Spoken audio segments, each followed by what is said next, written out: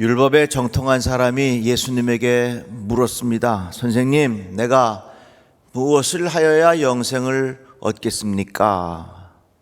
그러자 예수께서 다시 반문하셨습니다. 율법에 무엇이라 기록되었으며 내가 어떻게 읽었느냐? 우리는 예수께서 하신 이 질문, 내가 그것을 어떻게 읽었느냐? 이 말씀이 참 중요합니다. 기록되어 있는데 너는 그 말씀을 어떻게 이해했느냐? 그런 표현이거든요. 그러자 하나님을 사랑하고 내 이웃을 사랑하라고 쓰여 있었습니다. 예수님의 대답이, 내 대답이 옳도다. 이를 행하라, 그러면 살리라. 이렇게 말씀하셨습니다. 율법의 요약이 10계명이고 10계명을 요약하면 하나님을 사랑하고 이웃을 사랑하라, 그 말씀입니다. 성경에 있는 내용을 요약하면 하나님을 사랑하고 이웃을 사랑하라 하는 그런 말씀을 가르쳐주고 있는 것입니다. 바울 서신에 보면 대체로 바울 서신은 전반부와 후반부가 좀 이렇게 나누어져 있습니다. 그런데 이 전반부는 믿음의 내용을 설명하고 있어요. 교리적인 내용을 설명하고 있어요. 그런데 후반부에 가면 어떻게 우리가 이 믿음을 지키면서 살아야 되겠는가 하는 삶의 구체적인 문제를 말씀하고 있습니다. 그것이 바로 이웃을 사랑하는 방법에 관하여 가르쳐주고 있는 것입니다. 한 예를 들자면 골로새서의 말씀에 아내들아 남편에게 복종하라, 이는 주 안에서 마땅하니라. 남편들아 아내 사랑하며 괴롭게 하지 말라. 부부가 살아가면서 아내는 남편에게, 남편은 아내에게 이렇게 하면서 살아라. 인간관계, 인간이 서로 사랑하는 방법을 구체적으로 가르쳐주고 있습니다. 자녀들아 모든 일에 부모에게 순종하라. 아비들아 너희 자녀를 노엽게 하지 말지니 낙심할까 함이라. 종들아 모든 일에 육신의 상전들에게 순종하되 주를 두려워하여 성실한 마음으로 하라. 이 말씀들을 보면 인간이, 우리가 서로 살아가는 방법에 대해서 구체적으로 가르쳐주고 있습니다. 그런데 사람들과의 관계에서 가장 중요한 원칙이 있다면 바로 이겁니다. 한번 따라해 볼까요? 무슨 일을 하든지 마음을 다하여 주께 하듯 하고 사람에게 하듯 하지 말라. 인간관계의 가장 기초가 되는 원리가 있다면 그것은 바로 사람을 대할 때 사람에게 하듯 하지 말고 주께 하듯 해라, 그 말씀이에요. 요즘에 인권 그런 이야기를 많이 합니다. 사람들이 생각하기에 인권을 존중하는 것이 사람다운 세상을, 사람이 살기 좋은 세상을 만들 것이다 라고 생각하는 이상적인 생각, 이게 이념이에요. 그런데요, 어떻게 보면 인권의 뿌리는 하나님에게 있습니다. 예수에게 있어요. 하나님께서 우리들을 창조하실 때 어떻게 창조하셨느냐? 다 하나님의 형상을 따라 지으셨거든요. 그게 존귀한 사람이요. 예수께서 말씀하셨습니다. 내가 작은 자 안에 있다. 사도 바울도 말씀했습니다. 사람을 대할 때 사람 대하듯 하지 말고 주님께 하듯 해라. 그러니까 인간관계에서 서로 사랑하는 방법의 기초를 얼마나 우리에게 분명히 말씀하고 있는지 몰라요. 그러니까 여러분, 하나님의 말씀은요, 인간이 생각하는 어떤 이념과 비교가 되지를 않아요. 여러분 어떻게다가 예수 믿게 됐는지 모르지만 예수 믿고 살아가는 거 큰 복인 줄 아세요? 다 같이 아멘. 한번 따라해 봅시다. 내가 예수 믿고 사는 거 큰 복을 받았습니다. 다 같이 아멘. 사람에게 하듯 하지 말고 주께 하듯이 하라. 오늘 어버이 주일을 맞이해서 어르신들, 노인들, 특별히 우리 부모님을 비롯한 어르신들에게 어떤 마음의 태도를 가지고 살아야 되느냐, 성경은 어떻게 가르쳐주고 있느냐, 이 말씀을 함께 나누려고 합니다. 본문 말씀에 너는 샌머리 앞에서, 샌머리라고 하는 말은 머리가 허옇게 새신 거지요. 근데 요즘에요, 젊은 사람들 중에도 샌머리가 많아요. 그 머리 앞에서 일어서라는 얘기는 아니에요. 그러니까 이 샌머리 앞에서 머리 일어서라라고 하는 말씀은 연세가 드신 어르신들 앞에서 일어서라, 그런 말입니다. 노인의 얼굴을 공경하며 내 하나님을 경외하라. 나는 여호와이니라. 이 말씀 속에 우리가 아버님, 어머님을 포함한 어르신들, 또 노인들에게 어떤 마음의 태도를 가지고 살아야 하는지를 가르쳐주고 있습니다. 한마디로 말해서 공경하라, 그 말씀이에요. 십계명의 말씀에도 내 부모를 공경하라. 그리하면 내 하나님 여호와가 내게 준 땅에서 내 생명이 길리라. 사도 바울도 말하기를 내 아버지와 어머니를 공경하라. 이것이 약속 있는 첫 계명이라. 그러니까 우리 연세 드신 부모님과 어르신들과 노인들을 향한 마음의 태도는 어떻게 가져야 되냐? 공경하라는 말이에요. 이거 잘 읽어야 돼요. 공격하라가 아니라 공경하라, 그 말이에요. 그런데 이 공경하라라고 하는 말의 의미는 뭐냐면 가볍게 여기지 않는다, 그 말입니다. 부모님을 가볍게 여기지 않는다는 거예요. 연세 드신 어르신을 내 마음에 그분을 잘 인정해 드려라, 그 말입니다. 잠언 말씀에도 너를 낳은 아비에게 청종하고 내 늙은 어미를 경히 여기지 말아라. 가볍게 여기지 말아라. 왜? 연세가 드시고 어르신들이 돼서 힘이 없고 능력도 떨어지고 하면 점점 가볍게 여기지는 마음이 들기 쉽거든요. 그런데 그 노인을 향한 마음의 태도가 어떻게 되느냐? 공경하라. 공경하라는 말은 뭐예요? 그 삶의 무게를 가지라, 그 말이에요. 제가 제 아내와 함께 길을 가는데 친정엄마가 딸과 함께 이 길을 지나갑니다. 친정어머니가 유모차를 끌고 가는 거예요. 근데 유모차가 이 길 턱에다가 툭 대갖고서 이 유모차가 덜컹거렸어. 그러니까 이 딸이 엄마한테 소리를 지르면 엄마 조심해야지. 이게 덜컹거리면 어떡해. 그러니까 친정엄마가 미안해가지고요 말쑥 해주면 얘야 잘못했다, 미안하다, 내가 조심할게. 근데 그냥 마음이 너무 안 좋잖아요.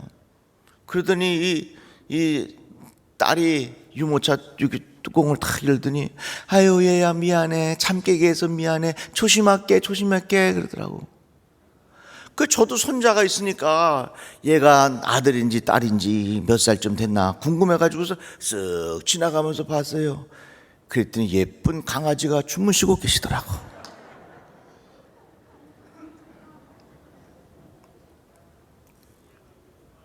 주여,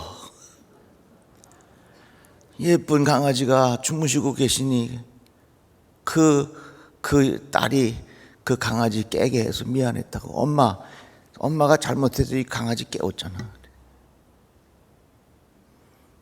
제가 참 마음이 씁쓸하더라고요. 그건 마음의 태도의 문제거든요. 공경하라 하는 것은 마음의 무게감을 가지고 대하라, 그 말입니다.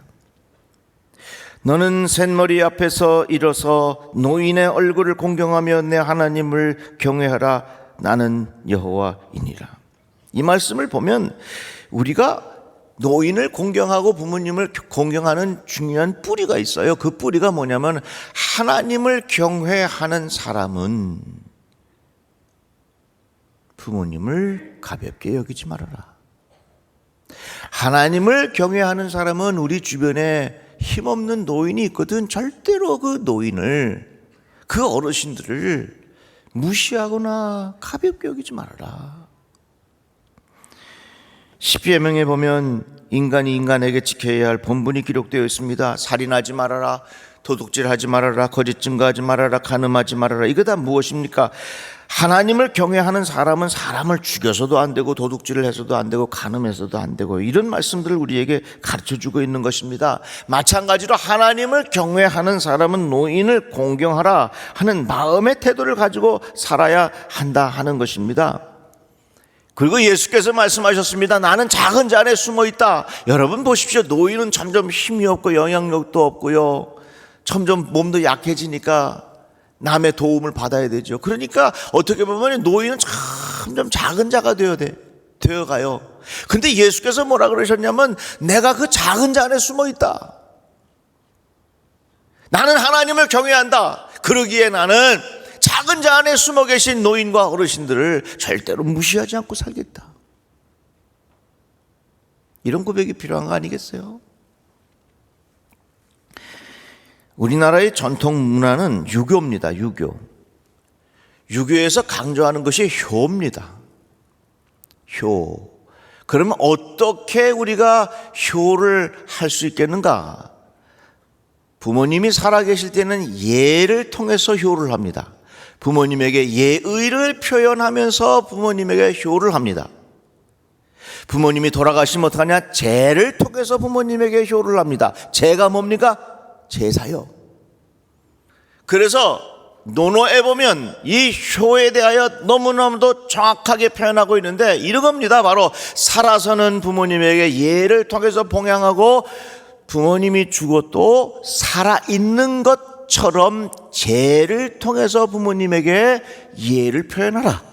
이것이 논어의 가르침이고 논어의 가르침이 유교 효의 뿌리가 되는 겁니다. 자, 그러니까 어떻게 보면 이 유교의 가르침은요, 인간이 살면서 사는 동안에 예의를 가르쳐요. 그런데 유교에는 하나님이 없으니까 이 부모님이 돌아가시면 부모님이 하나님의 자리. 그래서 여러분들 보세요. 우리나라에 전통적으로 그 글을 소천하신 분의 글을 쓸 때 신위라는 말을 써요. 그게 뭡니까? 하나님의 자리에 앉았다 그 말이에요. 여러분, 전통 문화도 좋지만 우리는 전통이 중요한 것이 아니라 하나님의 말씀의 가치가 더 중요한 거예요. 다 같이 아멘. 다 같이 아멘. 근본적으로 다르잖아요. 유교에서의 가르침은 죽어도 산 자처럼 죄를 통해서 부모님에게 효도하라. 이게 유교 가르침의 핵심이야. 그러니까 부모님이 돌아가셔도 그 무덤 옆에다가 집을 지어놓고 살아야 되는 거예요.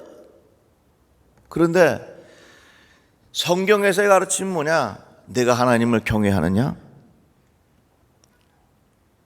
부모님을 공경하라. 내가 하나님을 경외하느냐? 어르신들을 공경하라 하는 것이 바로 성경에서의 가르침이라 그 말입니다. 그런데 본문 말씀에 뭐라고 표현했냐면 샌머리 앞에서 일어서라 그 말이거든요.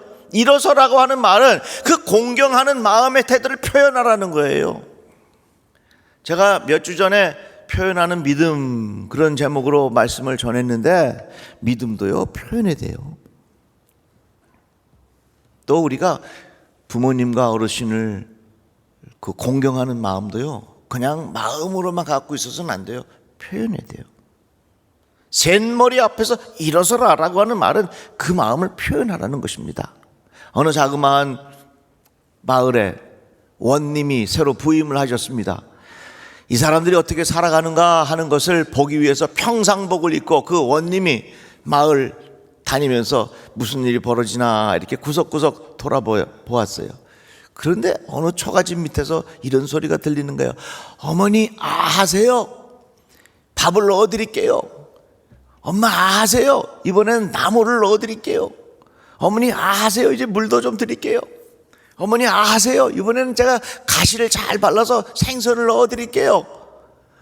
그런 소리가 들리는 겁니다. 그러니까 이 원님이 너무 감동스러워서 가만히 무슨 일이 벌어지나 봤더니 그 어머니가 앞을 볼 수 없는 맹인이야. 그 식사를 못하니까 아들이 그걸 잘 챙겨가지고 어머니에게 그렇게 봉양하는 겁니다. 원님이 이걸 보고 너무 감동을 받아갖고 그 아들에게 그 청년에게 큰 상을 내렸어요. 그 소문이 쭉 퍼진데 그 몇 집 건너가지고서 똑같은 상황의 집이 있었습니다. 그 녀석은 아주 불효자요. 어머님이 식사를 하시든지 말든지 그냥 마음껏 돌아다니면서 어머님을 잘 안 챙겨드려. 그런데 가만히 생각해 보니까 이런 기회에 어머님을 잘 챙겨드리면 어머니가 나도 원님으로부터 큰 상을 받으리라 생각을 하고 어머니가 이제 어머니 챙겨드리기 시작하는 거예요. 어느 날 챙겨드리는데 원님이 와서 다 보고 있거든. 그러니까 똑같이 하는 거야. 어머니 입 벌리세요. 밥 들어갑니다.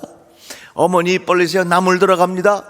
그러니까 어머님이 잡수다 말고서 얘야 해가 서쪽에서 떴냐? 너가 도대체 뭔 일이 있길래 이렇게 그냥 애가 갑자기 바뀌어갖고 나한테 이런 일들을 하느냐 하니까 이 청년이 벌벌 떠는 거야. 아니, 내가 지금 저 원님이 다 듣고 있는데 어머니가 이 말하면 어떡하나. 어머니 그냥 드세요 그러면서. 어머니 입 벌리세요, 밥 들어갑니다, 가시 빼서 생선 들어갑니다 하면서 이제 음식을 잘 대접했어요. 그래서 이 청년은 난 이제 죽었구나.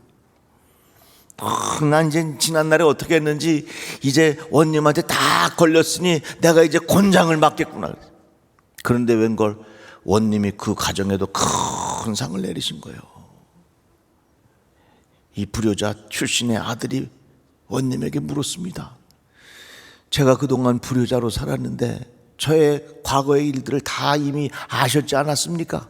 그런데 왜 나에게 그런 상을 내리셨습니까? 그랬더니 그 원님이 하시는 말씀이, 효도는 흉내만 내도 잘한 거야. 그러더래.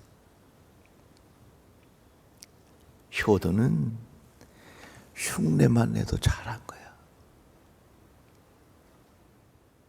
그랬더니 그 후에 이 불효자가 자신의 잘못을 뉘우치고 진짜 효자가 되었다고 하는 그런 이야기입니다. 내가 어떻게 해야 부모님이 만족해 하실까? 그 마음도 중요하지만 어머님이 그 순간순간을 행복하게 하실 수 있다면 그것이 참다운 효도라, 그 말입니다. 우리는 하나님을 의지하고 하나님을 믿고 살아가는 사람들에게는 노인을 향하여 공경하는 마음을 가져야 합니다. 우리의 부모님뿐만 아니라 우리 주변에 있는 연세 드신 모든 어르신들을 진심으로 그들을 사랑하고 존경하는 마음을 가져야 합니다. 교회는 이것을 가르쳐야 합니다. 왜요? 하나님을 경외하는 사람은 그렇게 살라고 말씀하셨고요. 또 한 가지 이유는 그렇게 어르신이 되고 샌머리가 되고 주름살이 많아지기까지 얼마나 고생도 많이 하셨습니까? 얼마나 많이 눈물도 흘리셨습니까? 얼마나 많이 가슴 졸이는 일도 많으셨습니까? 지나온 세월들을 생각해보면 소설 같지 않은 인생이 어디 있겠어요? 다 그분이 연세 드신 그 나이 되기까지 그 자리에 서 계신 것 자체가 벌써 너무너무 감사한 거 아니겠어요? 그래서 우리 교회의 젊은이들은 모두가 어르신들을 향하여 공경하는 마음을 가져야 될 줄로 믿습니다. 저는 자동차에 음료수를 넣어 갖고 다녀요. 내가 졸려올 때 마시기도 하지만 길을 가다가 어르신들이 휴지 줍고 그거 끌고 가시면 차를 세워서 가끔 드리고 가곤 합니다. 그럴 때요, 제 마음에 천국이 임하는 것을 여러 차례 경험했습니다. 우리 모두 그러한 마음의 태도 필요한 거 아니겠어요? 이 시간에 우리 사랑하는 어르신들을 위하여 제가 몇 말씀을 드리겠습니다. 이사야서의 말씀에 보면 너희가 노년에 이르기까지 내가 그리하겠고 백발이 되기까지 내가 너희를 품을 것이라. 내가 지켰은즉 내가 업을 것이요 내가 품고 구하여 내리라. 지금까지 여러분들의 인생을 지켜주셨습니다. 앞으로도 하나님께서 여러분들의 인생을 끝까지 책임져 주실 줄로 믿으시기를 바랍니다. 내가 지금 힘이 없고 약하다 할지라도 하나님이 내 인생을 끝까지 책임져 주신단 말이지. 그리고 마지막까지 기도의 사람이 되시기를 주의 이름으로 축복합니다. 여러분들 자녀들이 이쁘지요? 손자 손녀들이 이쁘지요? 세월이 지나면 우리들은 그들을 사랑하는 후손들을 다 이 땅에 두고 천국 가야 합니다. 끝까지 그들과 함께 있을 수 없습니다.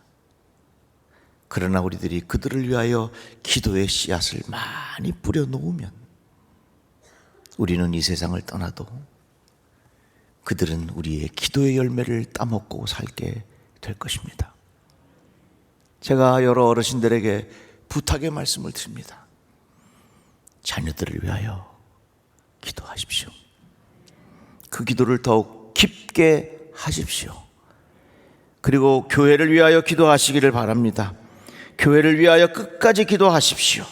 하나님, 우리 몸된 교회를 하나님 부탁하오니 계속해서 우리 교회에 하나님의 축복이 많은 성전 되게 해달라고 기도하시기를 부탁합니다. 어르신들뿐만 아니라 우린 모두가 다 죽음이라고 하는 과정을 다 지나가게 되어 있어요. 죽음을 위해서도 기도하십시오. 하나님, 나의 마지막 순간까지 내가 하나님의 영광을 가리우지 않게 하여 주시옵소서. 하나님, 나로 인하여 우리의 후손들과 친지들이 부담스럽지 않게 해주십시오. 하나님, 내가 큰 고통으로 인하여 내가 너무 힘들지 않도록 마지막 순간까지 하나님, 내 인생을 지켜 주시옵소서. 이 얼마나 소중한 기도예요. 마지막으로 한 가지 더 부탁드리고 싶은 것이 있다면, 자녀들을 위해서, 젊은이들을 위해서, 후손들을 위해서 마음껏 격려해 주십시오. 마음껏 칭찬해 주십시오. 연세 드신 부모님들이 보시기에 사랑하는 자녀들이 못마땅한 것이 얼마나 많겠어요. 그러나 그것이 사랑하는 자녀들의 마음을 노엽게 하고 낙심하게 하기가 너무 쉽습니다. 이제 부모님들이, 어르신들이 자녀들에게 해야 할 것이 있다면 그것은 진심 어린 격려와 칭찬과 그들을 위하여 축복을 마음껏 빌어주는 것입니다. 그래서 우리 교회는 사랑하는 젊은 세대가 부모님을, 어르신들을 공경하고, 더 어르신들을 사랑하는 후배들을, 또 후손들을 위하여 마음껏 축복하고 그들을 위하여 격려하고 칭찬하고, 그런 영적인 분위기가 잘 돼서 우리 교회 안에 하나님의 위대한 가족을 이루어 가기를 주의 이름으로 축복합니다. 기도합시다. 하나님, 감사합니다. 주의 말씀을 들었습니다. 우리 교회가 이러한 정신이 살아있게 하여 주셔서 이 땅에서부터 천국을 맛보는 은혜가 있게 하여 주옵소서. 예수님의 이름으로 기도합니다. 아멘.